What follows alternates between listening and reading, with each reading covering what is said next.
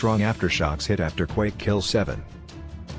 They came as rescuers scoured the rubble in dozens of villages near Petrinja overnight, but no new victims were found. At least 7 people are known to have died in Tuesday's quake. This morning we were hit by the third, if not the fourth earthquake, the mayor of Petrinja, Darinko Dumbovic, told state television early on Wednesday. Mr. Dumbovic earlier said that about half the town had been destroyed. EU Crisis Management Chief Janis Lenarčič is due to visit the area, which is around 50 kilometers, 30 miles, south of the capital Zagreb, later on Wednesday.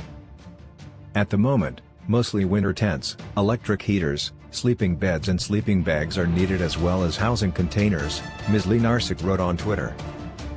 The fear of potential aftershocks meant many people were too afraid to return to their homes overnight, officials said. Meanwhile, large parts of Petrinja and the nearby town of Sisak were without electricity early on Wednesday.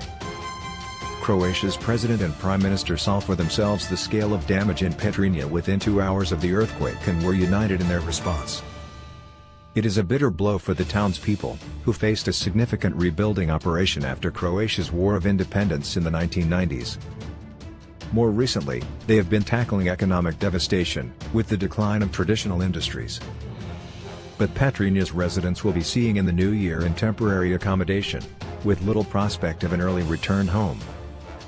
The U.S. Geological Survey said Tuesday's earthquake was the largest to occur in Croatia since the introduction of modern seismic instrumentation. An earthquake of similar size occurred in 1880 near Zagreb. A 12-year-old girl was killed in Petrinja on Tuesday after being hit by falling debris. 5 people died in the nearby town of Glina, while state media reported that a 7th victim had been found in the rubble of a church in Zazina. In a village just outside the town, a worker told the regional broadcaster N1 that 9 of its 10 houses had been destroyed. A reporter from N1 also shared an image of a dog continuing to guard a house in the village of Majspaljan that had been completely destroyed in the earthquake. It struck during the country's initial coronavirus lockdown, prompting fears that the virus could spread further if people gathered outside their homes.